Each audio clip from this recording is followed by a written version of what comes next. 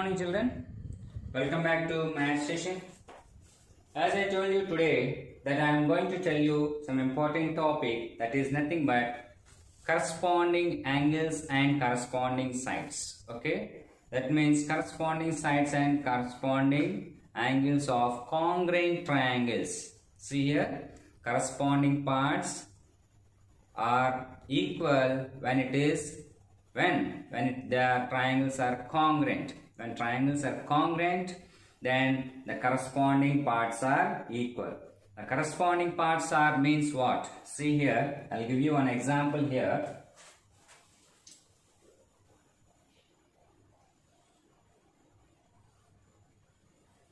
Okay, A, B, C and P, Q, R.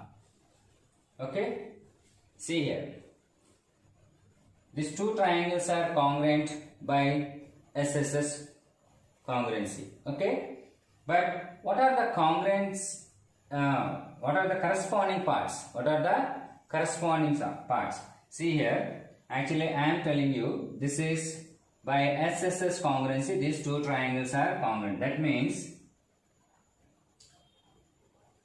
I told you that these two triangles are what? Congruent. Okay. Now, corresponding parts. Actually, what is the meaning of corresponding parts? See here, first write the triangle ABC, okay, and triangle PQR. Okay. This is the way of writing ABC, PQR. If you write CAB wrong. If you write CAB does not match. That is wrong. Absolutely wrong. When you have taken ABC, that means you have write PQR. Suppose if you write CAB, then you have write RPQ. Okay. So that's why very careful when you are writing corresponding parts. Okay. Now here AB. Here, see here. AB equals to PQ. Okay. Next, BC. BC equals to QR. Okay. You may get doubt, sir. Again, you are writing like SSS congruency. I'll tell you. Just wait for a few minutes. BC equals to QR. Okay. Next, AC equals to PR. Okay, and again A, that means angle A equals to angle P. Okay, and angle B equals to angle Q. Angle C equals to angle R. That means you know how to write A. How will you write A? BAC. Next, QPR. Means if you write in three letters, you have to write BAC, QPR. Otherwise, angle A equals to angle P. So, these are all comes under corresponding parts. Corresponding parts of congruent triangles are always equal. That means by any property, you have learned four properties. Do you remember? You have learned four properties, that is SSS and ASA and SAS and RHS, right? Hypotenuse side. So, if you proved that by this congruency, any of this congruency, those two triangles are congruent, then corresponding parts of congruent triangles are always equal. Just I'll give you one example. I am telling you now, triangle ABC, in this, take this figure, triangle ABC, triangle ABC congruent to triangle PQR. I said these two triangles are congruent by SSS congruency. Okay, I am telling you that these two triangles are congruent by SSS congruency. Then one more important thing you have to observe very carefully. Then what it is going to happen means the corresponding parts means the remaining parts. However, as I told you that SSS is congruency, that means AB equals to PQ, BC equals to QR, AC equals to PR. That is by SSS congruency, this triangle is congruent. These two triangles are congruent. But according to corresponding parts of congruent triangle, that means remaining angles, here angle A equals to angle P, angle B equals to angle Q, angle C equals to angle R. When you have to write this all? When you are solving the problems in high school and they'll ask any simple questions. What about the corresponding parts of the congruent triangle? If it is a congruent triangle, okay, if it is a congruent triangle by any of this property, what about the other parts? What about the other parts of congruent triangles? They are equal. How they are equal? What are they equal? They may be according to sides or angles. See here, all SSSs, that means all sides. That means remaining all angles are equal. ASA, that means angles and side. The remaining two sides will be there. These two are equal. Is it clear? So corresponding parts of congruent triangles means that is. Okay. Now, as we discussed about congruent triangles, that means two plane figures are said to be congruent if they should have same shape and same size. Similarly, if they have same line segment, that means suppose AB length is 5, then here CD is given, then CD length is given. Then these two triangles are, these two line segments are congruent. How you can say? By the same measurement. Okay. Now see here, all of you open page number 150. Okay. Page number 150. Fifth sum. In the figure, the two triangles are congruent. The corresponding parts are marked. We can write triangle RAT. See here very carefully. Here in the question RAT is given. But how we are going to be equal in the figure? He has given here triangle RAT here. RAT. We can write RAT. Compare these two figures. Compare these two figures.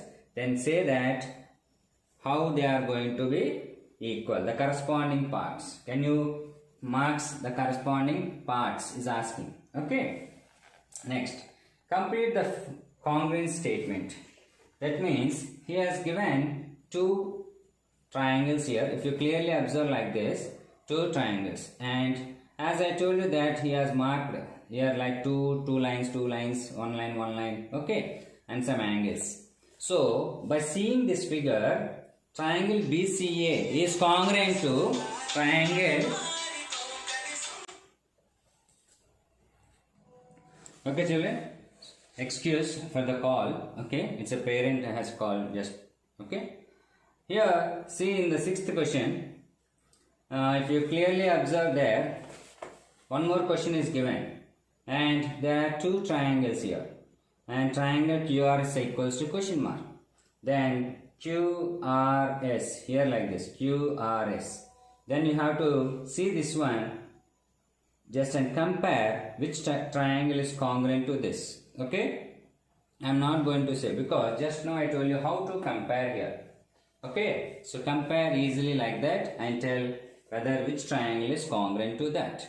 Next, seventh sum I told you how to do it. And eighth question is draw a rough sketch of two triangles such that they have five pairs of congruent parts, but still the triangles are not congruent.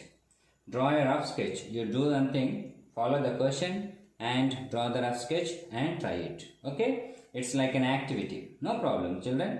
Okay, if you understand, you just tell me. Otherwise, I'll explain how to do it through the paper. Next, triangle ABC and triangle PQ are to be congruent. Name the additional pairs of corresponding parts. What criteria did you use? Okay, here I'll tell you one logic here and not logic. You may get confused here. See here, if I draw right angle triangle, okay, then you always feel that right hypotenuse side only. That is absolutely wrong. Okay, even I have drawn right angle triangle like this, and if I keep like this, and the name of the triangle is ABC, and one more triangle here, and I have kept the name PQR, and here I marked as right angle at Q. Then by right hypotenuse side, these two triangles are congruent.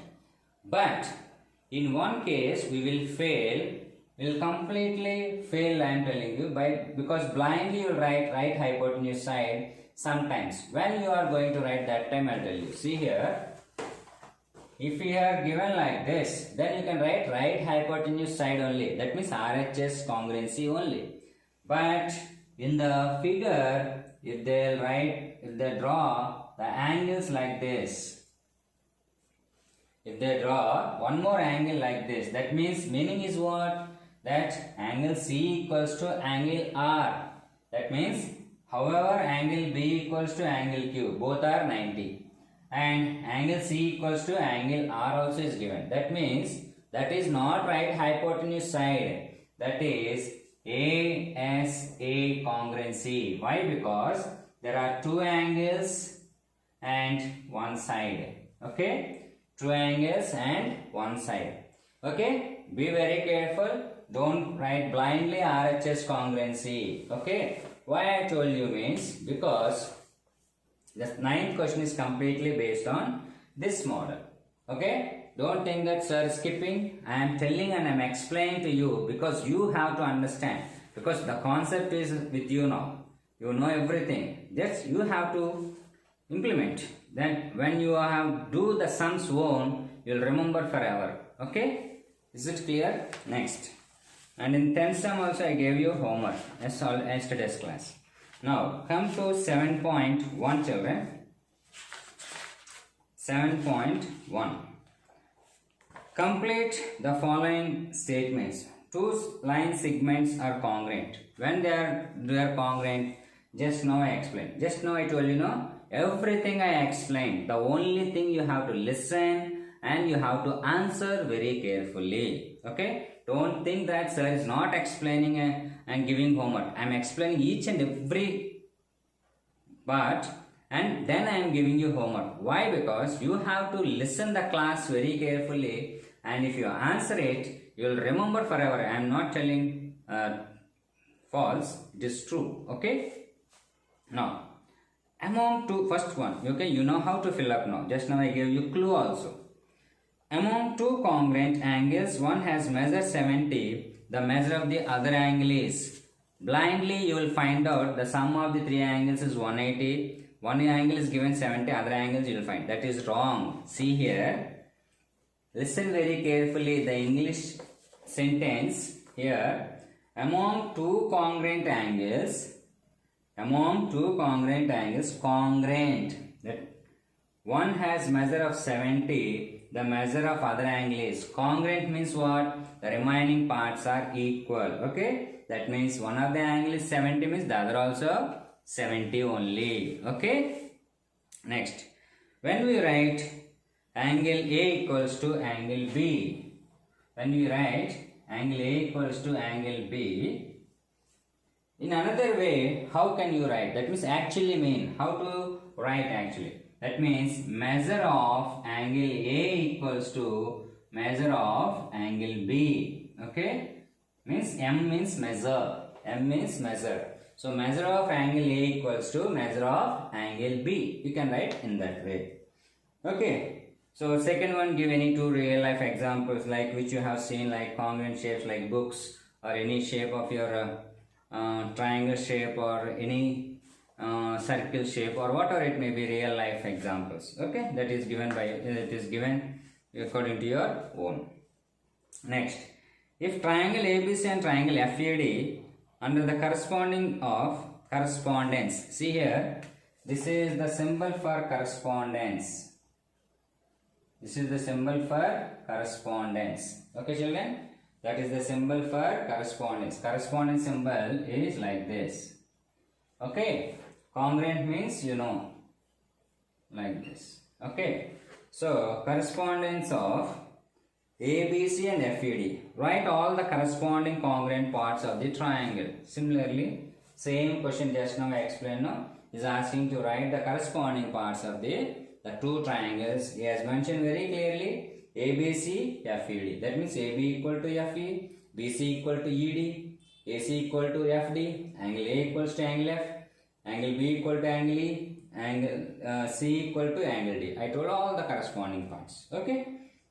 The fourth question is up to you because you have to answer for you only, not up to you, for you only. In triangle DEF and triangle BCA, write the parts of triangle BCA correspond to. Triangle BCA is correspond to angle E. What is angle E corresponding to? Means angle E equals to what? Side EF equals to what? Angle F equals to what? Angle DF equals to what? You have to compare this one with BCA. You have to compare BCA. DEF is given. In DEF, angle E equals to what? That means you have to compare the triangle with the BCA. Okay. Now it is very clear for you. Once again I am telling you children. Once go through the video, you will understand very clearly. Okay. After that, exercise 7.1, fill in the blanks. Do it in the textbook and the remaining sums do it in the what? Here you have to do in homework book. And similarly 7.2 also you have to do it in homework book. And for the notes, just I'll below this link I'll send the PDF. Okay. Have a nice day children. By this we finished even congruent triangles and still we have 2 more chapters. Soon I am going to finish up. Okay. That is one perimeter and area and comparing quantities. Both chapters are very easy that you have to know the formulas very clearly. Okay children. Have a nice day. Okay. In the video some call came, so for that please excuse me. Okay children.